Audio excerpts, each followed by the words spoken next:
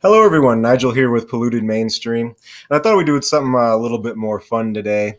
I know that my videos have been not really, I wouldn't say academic because it's not like I'm doing any research over here, but they're a little bit esoteric. They're mostly about ideas. But today I wanted to try something a little bit more fun.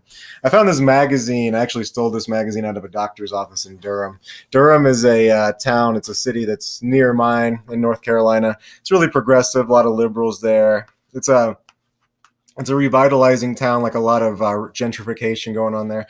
And this was like a white person's doctor's office. And I found this magazine. Yes, it's a really hilarious magazine. Look at the main article here. You don't like capitalism, period. What are you willing to do? Solidarity. It's not you don't like capitalism, not with a question mark. No, it's a period.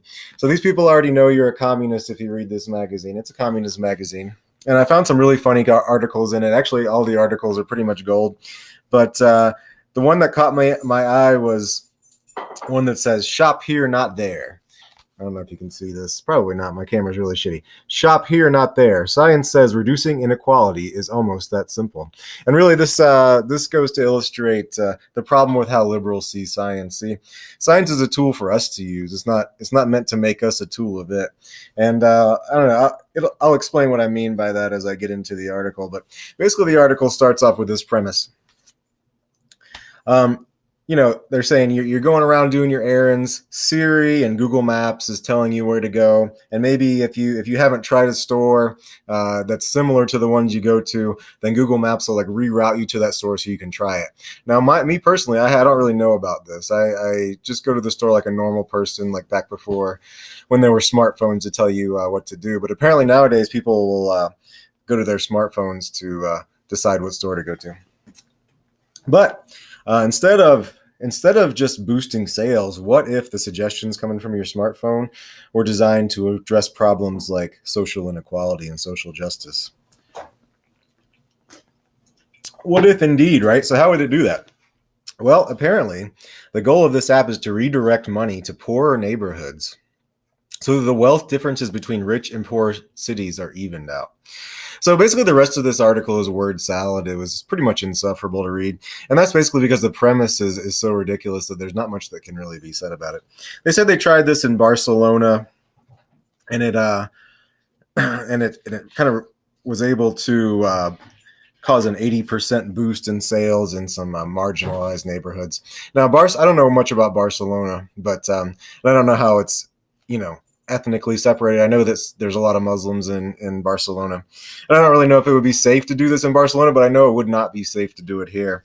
Now, just think of the premise of this, okay? So you live in New York City.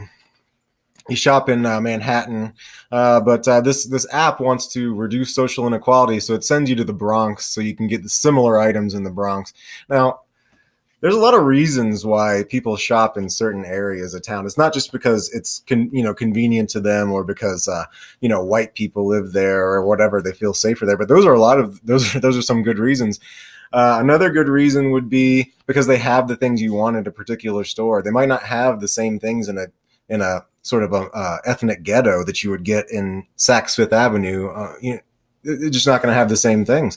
Not only that, what if you get robbed when you go into the ethnic ghetto that this app is sending you to reduce social inequality? See, it's not that people don't know that ethnic ghettos exist and that you can buy goods there. They purposely avoid them. And this app is going to like send you to those places unwittingly so that you can like take your chance there and buy the same thing just to reduce social inequality. Now, the thing that really strikes me about this article is the things that they say at the very end. So they know that no one would actually use this product because why would you? As I said, you already know that this exists. You already know you can go to ethnic ghettos and buy things. But why would you want to do that? But it says, well, the solution is not an app. Maybe I think that city government, local government could imagine incentives to help, motivate, and to engage people in these kind of collective enterprises. Also, it says guiding and changing individual behavior to instigate social change is possible, both at the grassroots level, like Yes Magazine telling you to do that and download this app, but also as nudge policies enacted by government. So what is a nudge policy in this instance? Well, it would be maybe that that you would get an incentive, like some sort of a tax incentive to shop in ethnic ghettos rather than in your own neighborhood. Or maybe it would be the opposite of that, a disincentivizing program. Like, if you only shop, if your smartphone shows you only shop in your own neighborhood, then you're going to get taxed a little bit more this year. So that's a nudge policy. That's basically taking away your freedom because it's disincentivizing you to do what you actually want to do. Now, my main problem with this article is the stupidity of the idea that that people would actually accept. That you're driving along, your smartphone is tricking you into going to an ethnic ghetto. You're figuring out that you're going there, and you're just like, well, okay, I guess. I'm reducing inequality. It's not going to work because there's reasons people go to certain areas. Would you be comfortable with your daughter using this smartphone and it's sending her to an ethnic ghetto without your supervision? I don't think so. I don't think that's a really good idea. And I think that, this guy, Chris Winters, let me show him to you. Okay. Now, this is a white guy. He lives in New England. Okay. He doesn't know. I really don't think that he's thinking about this, in a realistic level, like on the ground, like working class people who actually have to deal with these problems.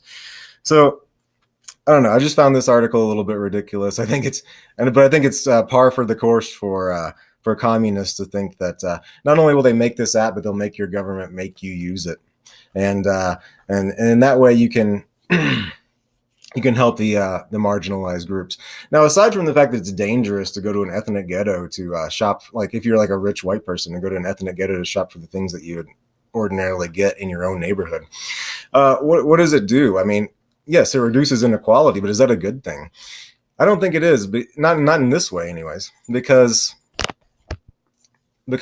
instead of supporting people who have actually made a store that you like, that you prefer, and so instead of you basically voting with your dollar to go to that store, they're making you go to someplace you don't like and that you wouldn't go, just to even out the inequality. But honestly, I know they don't like capitalism, but it's against the principle of capitalism, because things are supposed to get stronger. Institutions are supposed to get stronger based on how good they do, not based on how good they don't do.